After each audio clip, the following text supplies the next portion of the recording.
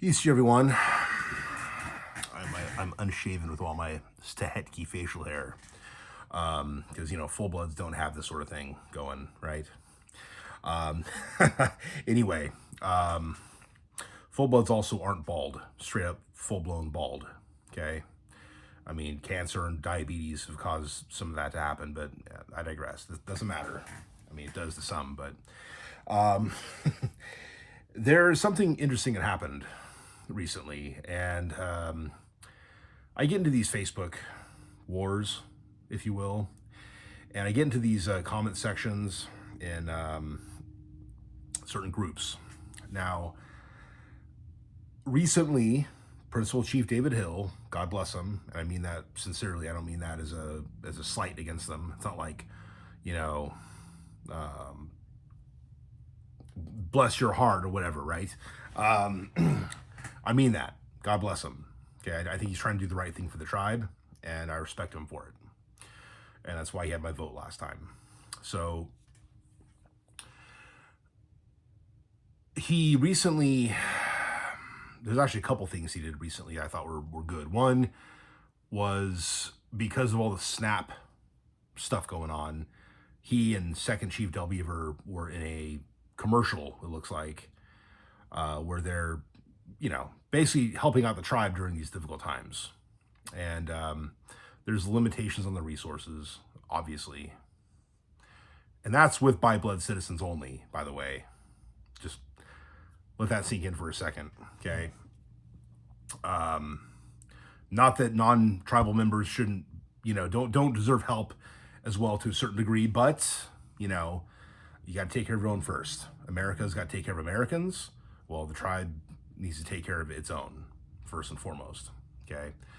So, and it's not able to take care of everybody, okay? Like, you got people that really think it's just, oh, let the tribe take care of me. The tribe needs to pay my bills and pay my gas bill and pay my electricity, pay my phone. No, the tribe doesn't need to pay for any of this stuff. Go get a job, okay? Serious. Get a job, okay? Your kids need to get jobs. They need to stop watching you be a lazy, drunken, fat idiot with diabetes eating, commodity cheese all day and everything else that's really bad for us, okay? I gotta start eating healthier too. But I digress. And I work, okay? I work my butt off, okay? So, but the tribe is, the chief has been trying to help the tribe. And that whole commercial they did was good, but Principal Chief David Hill and Second Chief Del Beaver need to work on their delivery a little bit. Now, let me pull up an example of what I mean. It's practicing lines, okay? Let me see if I can find one of these here. So I was given this by one of my customers about a couple weeks back. Our Daily Bread, nice guy, recovered drug addict who found Jesus and wanted to share this with me, and I appreciate that. First, so Matthew 11:28. I'm going to be Del Beaver and David Hill for a second. Come to me, come to me, all you who are weary and burdened, and I will give you rest. Okay. That was the delivery that happened when they did that whole Snap video. Now, here's how you say it. Okay. Come to me, all you who are weary and burdened, and I will give you rest. Okay. You want to deliver it. Even that could be improved upon. I just sort of like acted that for the first time. Okay. You want to practice your lines. Don't just read them for the first time. Don't make it sound like you're reading them for the first time. Okay. Yeah. Come to me, all you who are weary and burdened, and I will give you rest. That's Jesus speaking to his disciples. Okay. So, now come to me, all you who are weary and burdened, and I will give you rest. as I keep looking over at the book behind my phone. Okay, so other than that criticism, and it's a constructive criticism because honestly, you just got to practice the lines and not look like you're reading them for the first time because that's really what it looked like. Okay, because I know he knows how to read. I know they both do. They're smart guys. Okay, but you know, I've listened to both of them speak, and they both know how to speak well. They're just not as good with the script yet, and that's what they need to work on. Okay. But I appreciate what they're trying to do. Okay, I respect that, and it's good because like our tribal citizens need help, and yeah, one of the biggest things we need is education, learning self-reliance. This is why I think Sons of Mvskoke is a great thing, because one of the principles it teaches to the young men is the traditional value of personal accountability. Okay, go on their website, and it's Mvskoke for Sons of Mvskoke, not the other two spellings. Okay, so hopefully you know what I mean. Okay, there's the spelling for Muskogee, Oklahoma, then there's the current spelling for Muskogee Nation. Okay, all right. So that's one good thing they're doing that I appreciate and respect. I don't live back there. I don't need the help. There's people that do. Okay. Something else they released recently was a state of emergency for our languages. Now, I didn't expect that. I was like, state of emergency? Make it sound like we just had a flood or something, you know? So I saw that. I'm like, okay, that's interesting, right? State of emergency for the Mvskoke and Yuchi languages. They are endangered. It's like, no shit. You know what I mean? Like, Yuchi especially. Now, Yuchi, it was like 11 years ago, something like that, 10 years ago. It was down to 5. 4 women, 1 man, all old, that were fluent speakers, that look like full-bloods as well. They were the last ones, okay? And then they started this immersion program. And so now you have people that are proficient enough in the Yuchi language, in the Soyaha language, that they can actually teach it to other people, to kids and whatnot. So that's good. That's important. Now, would I like to participate in that? I kind of would, except that here's the deal. I have Yuchi blood, but I'm Mvskoke, primarily. Okay, like by primarily I mean like my matrilineal descent, my citizenship, which Yuchis also have Mvskoke Nation citizenship, which is why this is such a big deal for the tribe, is because it is one of our indigenous languages. And they're totally different languages too. I mean, there's different dialects of Mvskoke, so we're not getting to the Hitchiti versus the, Kialagi versus the Alabama Kasardi versus the Seminole versus the Creek, basically, there needs to be a standardized Mvskoke language that takes elements of all of them, hopefully. Or if nothing else, is a majority rule situation where this is the main dialect that is spoken by more people, so let's preserve it, especially. But let's document the other stuff as much as possible, which I know they've been doing, okay? I think we're down to maybe 100 fluent Mvskoke speakers. I'd have to go check the numbers again, but it's pretty small. I mean, that's pretty small. We need to fix this problem. Now, personally, I would love it if there was a Zoom class. Don't correct me on this, because I know there is a Zoom class. A Zoom class that was on California time, where we're able to do a night class after 5 o'clock or even after 3:30, where I'm done with my shift probably, and I can just get into the Zoom class. I could be driving home from work and I can tune in, but it's a 2-hour difference. And these classes are happening, I think, at 2 o'clock Oklahoma time, or from 12 to 2 Oklahoma time. It's like 10 to 12 or 12 to 2, whatever. Anyway, or hold on a second, what did I just say? I think it's like at 2 o'clock, 12 to 2 or 2 to, I don't know. It's in the middle of the Oklahoma day.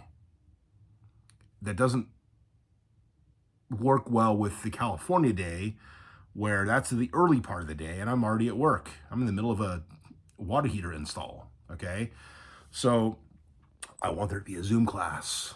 I know there's YouTube videos, there's tons of them, and that's great. But there's no interaction when you do that. Like if I'm trying to pronounce he's chi, right? Some are saying he's che, like Principal Chief David Hill keeps saying he's che, right? I used to say he's che because a lot of people were saying that, including Ann Townsend. And then Edwin got on people about it. It's like, no, it's he's chi, right? This little video doing that, right? And so I'm like, okay, that's what I'm gonna do now. Okay. So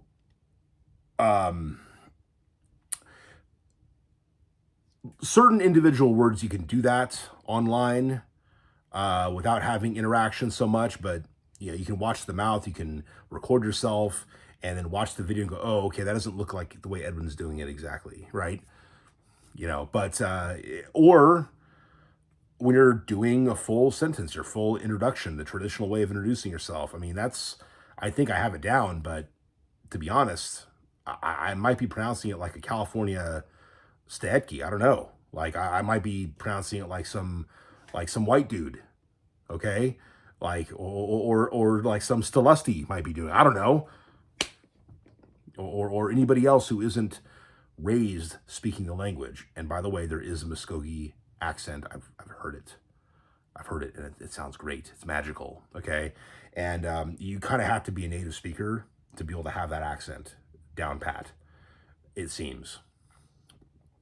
Would I dedicate myself to a degree to learning the language better? I would, if there's some type of interaction. It's hard when it's just me and my son, and I'm learning little bits here and there. I'm teaching him little bits, and I'm trying to get it to stick. And it's hard because he's speaking English, and his mom speaks Spanish to him. And now he's starting to understand Spanish better, which is great.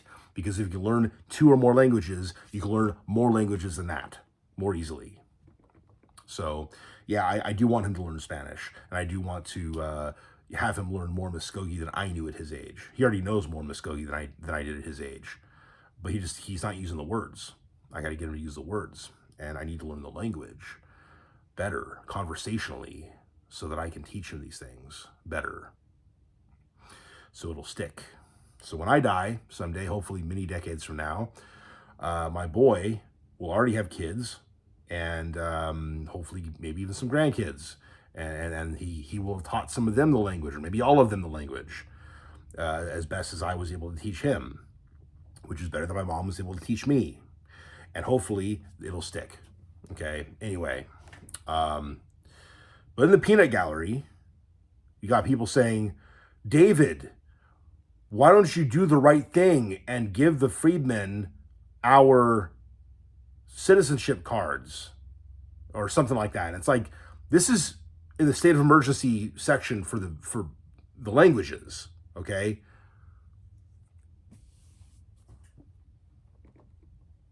It's like, I understand that they think it's an emergency for them to have what they think are their rights to our citizenship. But I even commented saying, I'm sorry, like, let's stay on track here. I think the preservation of our languages is more important than the freedmen. I'm sorry to say. It's like, and it's not because I don't think as human beings they matter, or they don't matter or whatever. I think they very much matter. The issue, though, is as far as it pertains to the Mvskoke Nation, the freedmen are not as important as the language. They're not as important as the by-blood citizens. I'm sorry, it is true. You have Mvskoke blood that's provable, you're Mvskoke. You can't prove your Mvskoke lineage, well, you're not really Mvskoke. You might have citizenship, maybe not, in the future. I don't know what's going to really happen. I'm not sure if Principal Chief is going to go ahead and try to make something else happen. And I kind of hope he does, because I really think the citizenship should be reserved for by blood only. And that includes that people of every skin color who happen to have Mvskoke lineage and who want to be citizens. Okay? I mean, this is not an issue of appearance. Okay? Like, I'm obviously not a full blood. Look at this. Look at this beard. I haven't shaved in some days now. And so now I've got this Stahetki beard, okay, all over my neck and everything. Okay? I'm not a full blood. Okay. But, so yeah, this isn't an issue of skin color and phenotype so much as the fact that, you need to have our blood. That's just the way it is. So, um, well, it's not an issue of phenotype at all or skin color at all. I don't care about that. it really has to do with, do you have our blood? And there's plenty of black-skinned Mvskoke men and women out there, and boys and girls, that are citizens by blood, as they should be, okay? Because they have our blood, okay? And yes, you got these thin-blooded white boys in Tulsa. I'm kind of like slightly paraphrasing Eli Grayson's criticism of Aaron for Tulsa, who looks very white. It's true, but if he's a citizen by blood, and Eli's supposed to be, not caring about skin color when it comes to citizenship, or race when it comes to citizenship, then why is he taking a crap on Aaron for Tulsa? Okay, I mean, I call him on it. Rightfully so. Okay.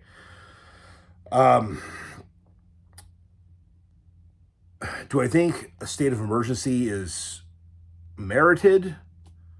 Kind of, but it seems like almost like an extreme, like, holy crap, we're about to lose our language tomorrow. We got to declare a state of emergency. It's like, I don't think it's quite that extreme at the moment. I know that we've been trying for a long time, and we've not been successful enough.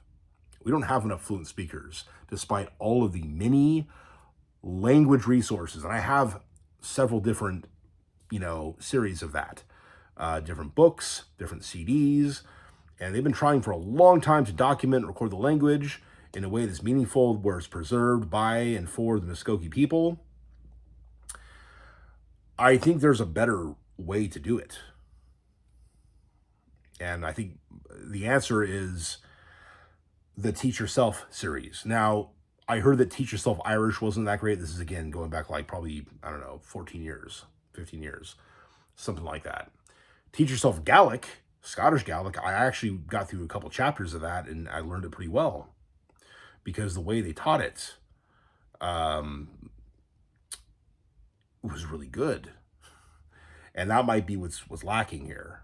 Okay, maybe I just need to study these other books. I know there's a bunch of different language books on Mvskoke, and I need to really dedicate myself and apply myself to it. But if we can have an at-large language class through Zoom that works within our at-large schedule, I'm down. Okay, I'm totally down for that. I'll make it a priority, but it can't be in the early or middle part of the day Oklahoma time. That does not work for me.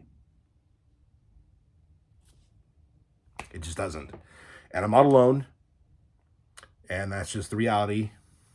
So, and I think there's a lot more citizens in California, as far as off the reservation, at large, whatever you want to call it.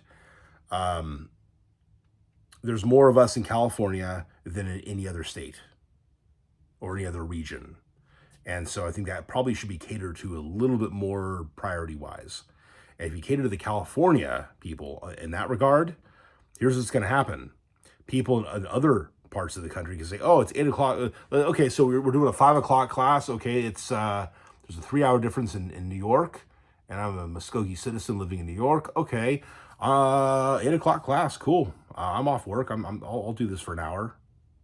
Okay, they could do it with a 3-hour difference. You see, if we fixate it strictly on the middle of Oklahoma time, they may or may not be able to do it. It's just, it's kind of like, let's think about that for a sec.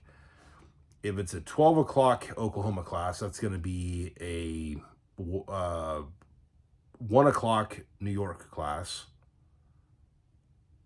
And it's going to be a 10 o'clock California class, AM, in that case. So there's got to be a better time to do it. It's got to be something where, and I'm not trying to disrespect any of those who are involved in the language program. This isn't that. This is as good a job as you're probably doing. It needs to be done either better or differently if it's going to work. Okay? Because we've had Mvskoke language classes at the College of Mvskoke Nation for probably like 15 years or whatever. Okay? And we have a very small number of fluent speakers, despite the resources we're putting in. Why is that? Okay? I know that in public school in Henrietta, because I went to church with some folks out there, some of the kids were learning Mvskoke in public school. And that's pretty awesome. But as far as like getting our citizens, these weren't citizens. These were white boys. No, white kids, right? And nothing wrong with white kids Tehedki learning Mvskoke language. In fact, Ted Isham, I remember him while being interviewed saying that it's going to be the Tehedki that pretty much end up learning the language in the colleges. They're the ones who are going to kind of keep it going. I'm just going like, I hope that's not how it goes about entirely. I mean, it's fine. I'm okay with the freedmen getting together and doing their freedmen only or whatever. Like, you know, like, I was gonna say blacks only class, right? It's like, yeah, except they'll have, you know, Eli there, right? I mean, they may be cool with anybody being, I don't know, I mean, whatever. But they might have their freedmen Mvskoke class, language class, and you know, that's cool. I want it to survive. I mean, you know, if Mvskoke was being spoken very actively among the freedmen today, my opinion might be a little bit different in terms of a lot of what I've gone over these past couple years on this issue. So, but they haven't been preserving it. But then again, we also have not been preserving it entirely. We're struggling, and I don't want us to struggle so hard. You know, do I want the damn porch band to, I shouldn't say all of them, I don't mean to damn anybody, okay? Do I want the porch band citizens, if you want to call them citizens, if you want to call them a tribe, do I want them to learn a language, our language? Yes, I actually be okay with that. Do I want them to learn our hymns? Sure, but I want them to pay tribute to the fact that these hymns were developed by Oklahoma Mvskoke Christians, not by their ancestors. My ancestors were singing those songs originally, okay? Our Oklahoma Mvskoke ancestors were singing those songs. Yama Isti Mithkiran, you know, Hallelujah, right? All these beautiful hymns, okay? There's only two that I pretty much know. I mean, but I love those ones, all right? Especially, you know, Yama Isti Mithkiran, right? That one I've sung with my son, and I've got him to understand at least a good portion of it, right? Song is how you're going to preserve some of the stuff, but better teach yourself sources are going to be necessary, but also more interactive classes are going to be necessary if we want it to live, okay? And not just be something that exists in audio recordings, at which point anybody can teach themselves at any point in the future, and doesn't matter if you have an accent or not, or you can try to study the accent and see if you're getting it right, but there's no one alive to correct you, no one alive to really interact with you. You could just study it on your own in 22, 27, okay, whatever year, in a couple hundred years from now, or 22, 25, be 200 years from now anyway. If the audio recordings exist, then you don't have to learn from a person if it's already a dead language. Then you're just reconstructing what once was. You're not preserving what still is. And that's kind of the key, is a living transmission from one person to the next. That's important for things like the ceremonial songs, when it comes to actually keeping the language intact in its purity or vitality, whatever. You got to pass it on. If you want an accent to survive, people have to still be speaking the language a certain way. Now, accents will change over time, sometimes, But if we want to keep something alive, we have to really, we have to use it. It has to be used. Okay? Like, you don't use it, you're going to lose it. And so is it an emergency? Yeah, I think it is kind of an emergency, but is it like, flood warning, the Mvskoke language and Yuchi languages are both going to die because there's less than 100 speakers of each one or whatever, right? Like, we're all still alive here. The floods haven't killed us yet, but our culture is dying. And now we have people trying to bring on non-citizens into the tribe who don't have our blood. Most of them don't anyway, most likely, despite all the, I believe, to be spurious claims from many of, oh, they've all got like 25% native blood. No, you don't. That's a bunch of crap. Come on. Okay? If you want to say 25% of us have native blood, okay, that might be more on the level. Not all freedmen have 25% native blood in their DNA. That's, no. No. Don't piss in my face and tell me it's raining, okay?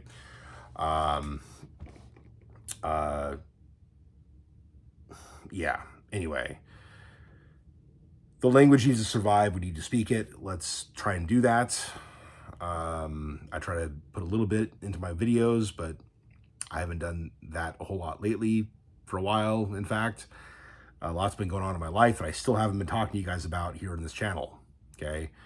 So once more that kind of gets resolved and finalized and everything else, I'll feel more at liberty to speak about these things. But yeah, anyway, I just want you guys to know that. So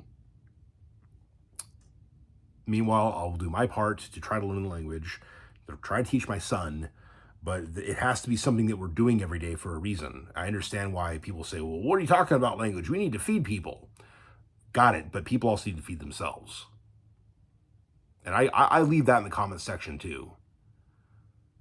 Get off your ass and get a job, okay? I'm sorry, get off your chabot and get a job, okay? Don't be lazy. And don't be chibuggy at me for saying these things because they're true and you know it. Go get a job, take care of your family. Don't expect the tribe or the federal government to pay for everything, okay? We have too many fat, lazy Indians in the tribe. I'm sorry. I'm sorry. I'm sorry. And we got to, one thing we need to do, and this is something that should be considered a state of emergency as well, in the same vein, is that we need to eat better food. We need to be focused. I know they're trying to do that, focusing on native nutrition. And it's like, what do we eat back in the day? Okay, venison, corn, squash, beans, what's the other one? There's the Four Sisters vegetables, onions, I believe, are one of them. I mean, you know, onions are definitely an important part of our traditional diet. So this is stuff that we need to start focusing on, is the foods that we actually ate. I very much believe in getting buffalo back on the market. We're going to preserve buffalo if we start breeding them to eat. Breed them as a livestock for eating. Don't treat them as a relic of the past that can't be touched because it's sacred and it's endangered. Make it not endangered.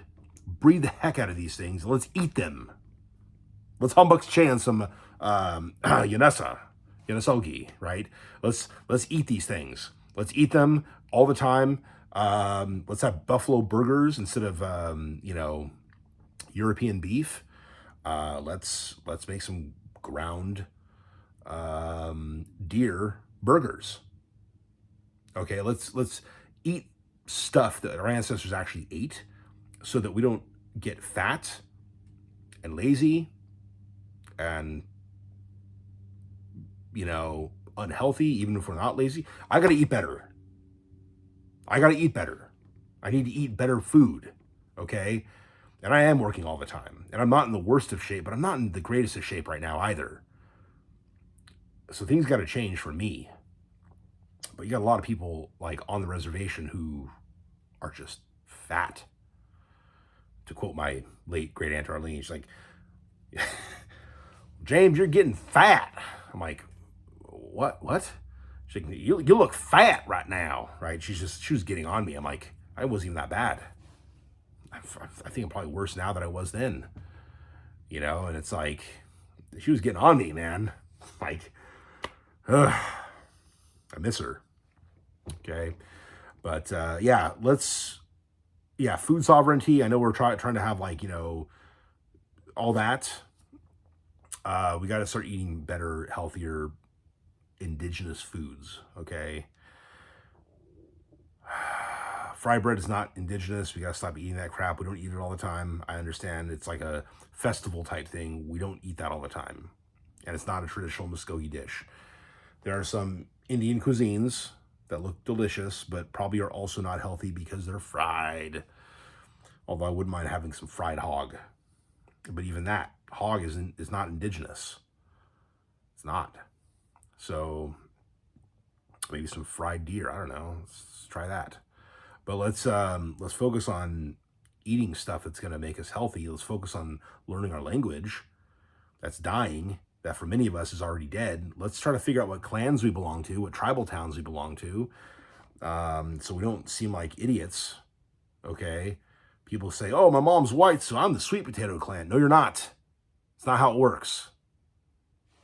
And you're thinking the white potato clan anyway. Let's get this stuff right. Okay, it's kind of frustrating. That's why I do these videos. I do these videos so people can watch it and learn something about Mvskoke culture. And I'm not even somebody who is immersed in it. Okay, I don't speak the language fully by any stretch. Okay, I don't know all the customs and traditions, but I'm doing the best I can. I mean, I understand the difference between what we do and what powwows do. A lot of people don't understand that. Okay, and they're looking for other Mvskoke people that do powwow style dancing. It's like, oh, I want to see if there's a Mvskoke person that can teach me powwow dancing for me and my kid. It's like, dude, who cares? It's not even Mvskoke stuff. Just go learn from whoever else teaches it at powwows. It's fine. It's like, oh no, but I want a Mvskoke person. I need a Mvskoke person to teach me how to, I was going to say something else. I'm not going to say it.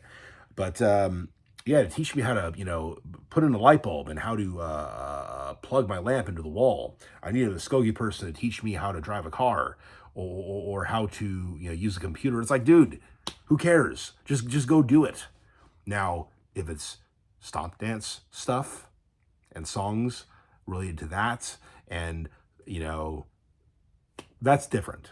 Okay, when it comes to like the stuff, as I mentioned in the past, yeah, you got to go to Mvskoke Elder for that type of stuff. Okay, someone that's in the know, and but it's like, if it's not our stuff, then it doesn't matter who teaches you.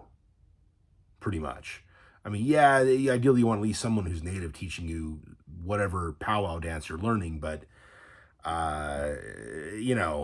like. But it almost doesn't matter because it's not our stuff anyway. So unless you're trying to like hybrid do a fusion of Mvskoke stuff with their stuff, and even then it's going to be very our stuff specific. It's more simple as far as the dancing style. As far as clothing goes, you don't have to have fancy clothing to do the stuff. You just got to do it and basically be Mvskoke. Or at least be invited by Mvskoke people who are part of that grounds. That's pretty much it. Like, that's as I understand it. So, anyway, I've ranted for probably 15 minutes longer than I intended to. Let me know what you think.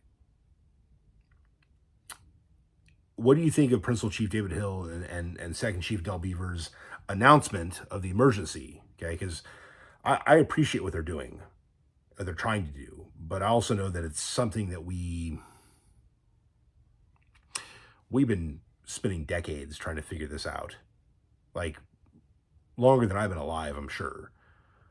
But definitely since I reached adulthood, I've been watching the process and, I've been looking at the books that are out there. I remember when there was almost nothing Mvskoke on the internet.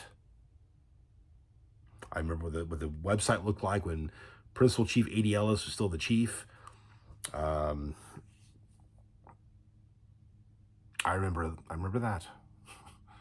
I mean, I'm the guy who started the Mvskoke Creek Indians, Mvskoke with a K, by the way, on MySpace. Okay, like that was me. Okay, and there was nothing out there, and I wanted there to be something out there, at least some type of gathering place online. So, I mean, everything else is either the official website or general historical sites or genealogy sites. And that's all there was back in the early 2000s. Okay. So there's a lot more now. We can utilize that. I think we should. So let's go do that. Anyway, I'm going to stop. Mado for watching. Hadam Chichatlis.